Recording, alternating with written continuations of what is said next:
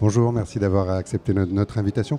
Vous êtes maire d'une commune nouvelle. Vous avez eu l'occasion de vous exprimer sur ce sujet, notamment dans une rencontre des communes nouvelles qui avait été organisée par l'AMF il y a quelques semaines.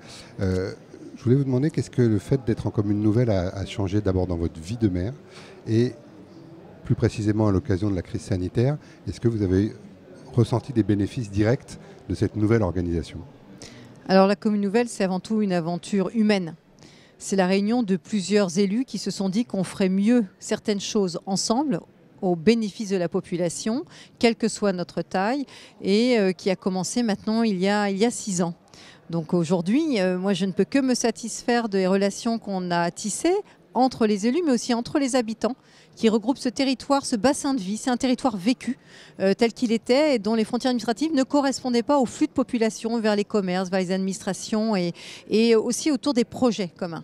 La crise sanitaire a fait plutôt émerger le bon sens des communes rurales. Moi, j'étais maire de la commune centre et j'ai trouvé qu'il y a eu une réelle efficacité de connaissance des personnes pendant cette crise sanitaire. Dans les villages, ils ont été en capacité d'appeler chaque jour les personnes de plus de 65 ans ou les personnes isolées. Ça a été plus compliqué chez moi et on s'est inspiré des modes de vie associative et de lien social des villages pour recréer par quartier exactement la même connectivité entre les habitants. Ce qui fait qu'au deuxième confinement, on était prêts. On s'est inspiré de ce qui s'est passé dans nos villages de la commune déléguée et on a pu être beaucoup plus efficace. Donc en fait, quelque part, c'est assez itératif. On a amené des choses au village, c'est certain. Et eux aussi nous ont amené énormément de choses, de pragmatisme, de terrain. En fait, les citoyens, ils doivent être égaux où qu'ils habitent sur le territoire. Alors peut-être qu'on ne mettra pas une piscine au pied de leur maison, mais en tout cas, on doit organiser l'accès à ces services publics, l'accès aux liens sociaux. Et ça, maintenant, on arrive à le faire de manière relativement équitable sur l'ensemble de cette commune nouvelle. Quelle a été l'acceptation, quelle est l'acceptation des habitants par rapport à la commune nouvelle? Et est-ce que vous sentez maintenant, au fil des années, qu'il y a un sentiment d'appartenance à une entité unique? Ou est-ce que finalement les habitants sont toujours des habitants des communes déléguées? J'y réfléchis souvent. Aujourd'hui, quand on parle en responsabilité à la tête des habitants, alors sens de la citoyenneté, c'est une commune complètement aboutie. Ils sont très fiers d'habiter PJ2S, c'est comme ça qu'ils l'appellent. Les jeunes comme les anciens se l'ont approprié, notamment parce qu'ils en ont choisi le nom. Ce bassin de vie, Port-Jérôme, le nom de la commune, correspond au bassin industriel. Donc chacun, il y a au moins une attache, un grand-père, un boulot, etc. Si on parle au cœur des habitants, on sent qu'il y a encore une volonté, et moi je ne m'y oppose pas, d'avoir des spécificités. J'ai encore mon église, je veux peut-être encore faire une cérémonie de vœux un peu à part parce que ça met plus à l'aise certaines parties de la population, même si vous avez accès aux cérémonies de vœux à la population de la commune nouvelle, donc avec 800-900 personnes. Il y a le centre social par contre, il n'existe plus dans les villages, ça a été une crainte de cœur et c'est devenu une vraie conviction de tête, à savoir il est quand même beaucoup plus facile de contacter pour un besoin social ponctuel une entité plus anonyme que d'aller voir le maire du village. Je crois qu'il faut respecter les identités de chacun, on doit travailler ensemble, ce qui est pertinent de faire ensemble.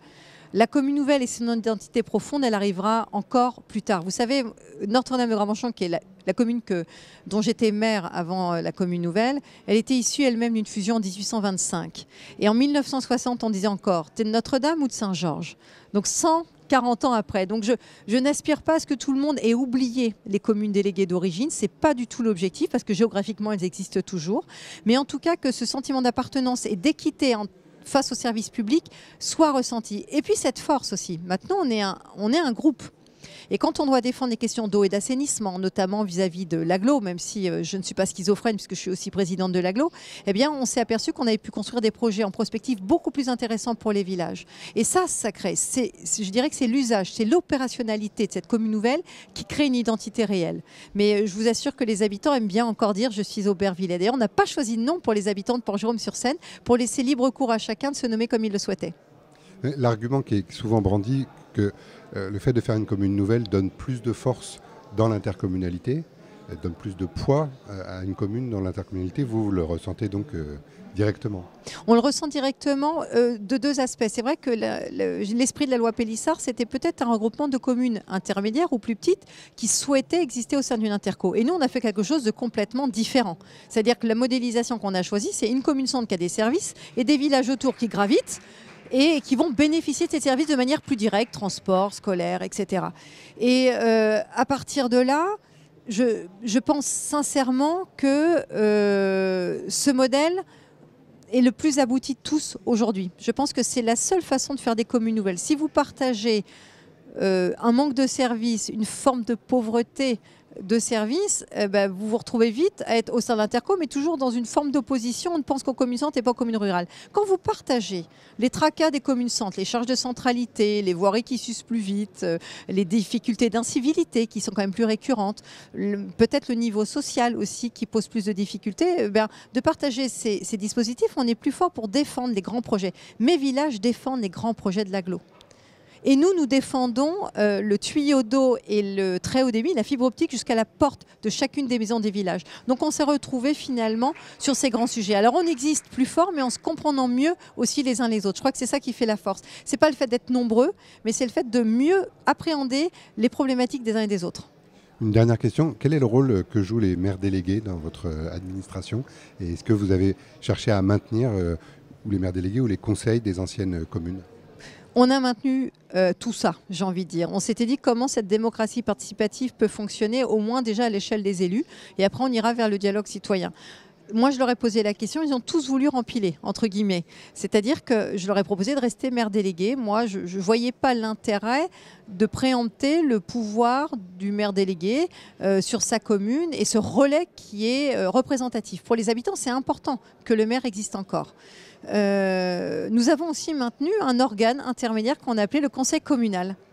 Le conseil communal, c'est toutes les forces vives du village. Aujourd'hui, ils ne sont plus que 3 élus au lieu de 11 à siéger au conseil municipal. Eh bien, d'autres se sont proposés pour travailler pour le village et être intéressés aussi aux dossiers, je dirais, transversaux de la commune nouvelle. Ça nous fait d'autant plus de personnes qui savent parler territoire, qui savent expliquer aux citoyens comment ça se passe. Donc, on a maintenu ce système-là. Je ne sais pas combien de temps ça prendra, parce que déjà un conseiller municipal, ce n'est pas facile de le tenir, je dirais, avec la même envie, la même dynamisme tout au long du mandat, parce qu'à un moment donné, on décide aussi des choses, ils ont le sentiment de ne pas décider. Un conseil communal, finalement, avec un cran de plus, c'est peut-être encore plus compliqué de le garder motivé. Alors on joue sur les aspects patrimoniaux, histoire de la commune et les écoles. En maintenant ce lien-là, en les laissant organiser ces sujets-là, ils participent de manière très volontaire à tous les autres sujets, plutôt culturels, plutôt d'infrastructures, de transport, qu'on peut avoir sur la commune. Et je pense que c'est peut-être là la réussite. Naturellement, ils comprendront que le rôle d'adjoint, premier, deuxième, troisième adjoint de la commune nouvelle est aussi important que le rôle de maire délégué. Et il faut que la population aussi s'approprie, accepte aussi cette idée-là.